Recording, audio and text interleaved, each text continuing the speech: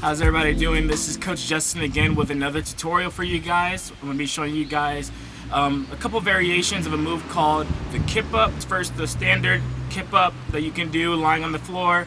Something called a Suicide or Rubber Band Kip Up. Before we get started with that, I'm going to go ahead and go through our warm-ups and stretches. We're just going to do some QM just to get our arms and our wrists nice and warmed up. I'm going to go side to side first. Side to side. There we go. Forwards and back. Forwards and back, just like this. Get nice and warmed up. I want you to bring your hands out in front of you, feet behind you. You're gonna jump in and out. Go sideways so you guys can see.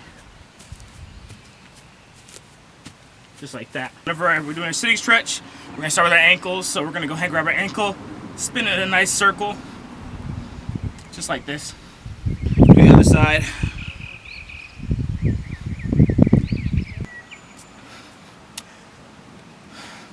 Up and down. And of course our wrists, most important part. We're going to be pushing a lot on these, so get our wrists nice and loosened up. Prayer going down and up. Opening up the elbows, make sure the elbows come out. You're pushing them down like that, and then you're coming up and closing the elbows back together. Just like that. You try it backwards, down and up. Feels it right there. Down and up. For our 3 prerequisite workouts for this video, we have our rock and rolls. We want to make sure that we can still do our rock and rolls going back and forth, able to stand up on our feet without the use of our hands. It's going to really help a lot. We also have the candlestick, which is where you're rocking back in your rock and roll, but then you hold your hips so that your hips don't come down onto the ground and your feet stay up in the air. And then we also have our bridge. We want to try and hold a bridge for at least 3 seconds. Try to keep our head off of the ground. If you can't already do a bridge, it's all right. You can still learn this move, but it's going to be a little bit tougher without the bridge. So make sure you have all these motions. All right, before we get started, I want to make sure you guys know the safest position that you can be in when doing this move is with your chin to your chest and in this rock and roll position with your hands by your head. This is the safest position you can be in, especially if you feel like you're going to be coming down onto your head and your neck. This is a great position to be in so you don't land on your head. So the first step into getting into the actual Kip Up, we are actually going to be doing a rock and roll, but instead of doing the rock and roll to our feet, we're going to be arching our back once we start rocking forward and going into a little shoulder bridge. So it's going to look like this. You're going to start with your rock and roll, falling back, your knees come up, and you go into a shoulder bridge, shoulders on the ground, hips up off the ground, just like that. Rocking back, shoulder bridge down, space here.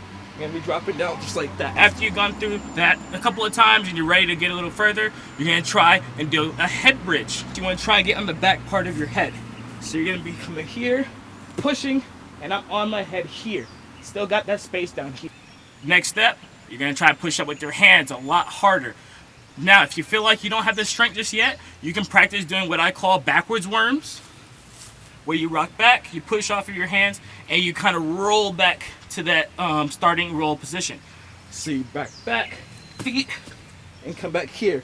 Chin to your chest, hands ready to fall.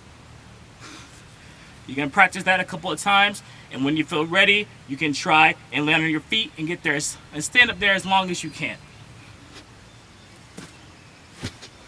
Just like that. So at this point, we're going to try and do the actual Kip Up, but we're not going to worry about standing up right now. We're actually just worrying about getting our feet as long as possible. So you're going to start facing forward. You're going to bring your knees up to your chest.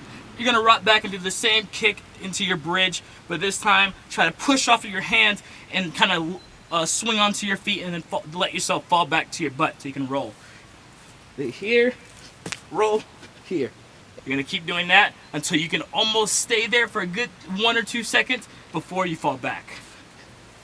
1, 2, fall back. And so now I'm going to show you a couple of things you can do to help you with your Kip Up in case you have like a wall handy. So if you have a wall handy, something you can do is you can practice going to your Kip Up, but you're going to stop your bridge onto the wall. You're going to use the wall to help you walk up out of the bridge. Up on the ground. You kick up.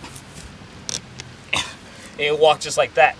If your flexibility in your back is already really good, you can actually start facing the wall and try to use it as kind of like a goal for you to reach. You want to try and do your Kip Up, reach towards the wall. It's going to bring your body forward so you can stand up easier. So kick up, reach the wall. You saw that, how my weight shifted forward? You roll back, pick up, reach towards the wall, just like that. If you have a hill handy, you can actually take this next step and help yourself a little bit more getting to your feet by doing it on a hill. So you rock back, push up to your feet, and you're able to do it nicely on a hill than on flat ground. All right, so now we're ready to work on the Suicide Kip Up, or the rubber band Kip Up. So I know 3 different ways of teaching this move. So for my first one, you can actually start off in a bridge, and you will be practicing jumping from your feet and putting all of your weight to your hands, and then getting into that kip up position and kicking back up. It's a really good way to just get over the fear, and then once you get better at it, you can start adding more height to your jump so that you're not just jumping straight back to your hands. Another way you can work on it is by learning it by kind of cutting a macaco or a like crooked cartwheel in half. So you can take the macaco position, jump to the side, and then practice pushing up back to your feet with both of your hands, and then start putting your hands more over your head. And then my last way of teaching it is that you can learn it from a back handspring or by cutting a back handspring in half. So once you jump for the back handspring, you're going to try to hold a handstand. If you have a really good back handspring, you can do this. You'll be able to jump to your hands, holding that handstand position, and then you get to that safe rock and roll position I was talking about earlier. Doing the back handspring and holding that handstand and then rolling forward, you can start bringing your knees towards your chest and then kicking up out of the move, so it becomes more of like a suicide kip up than just jumping to a back handspring. So you can take all these progressions and learn a suicide kip up that way.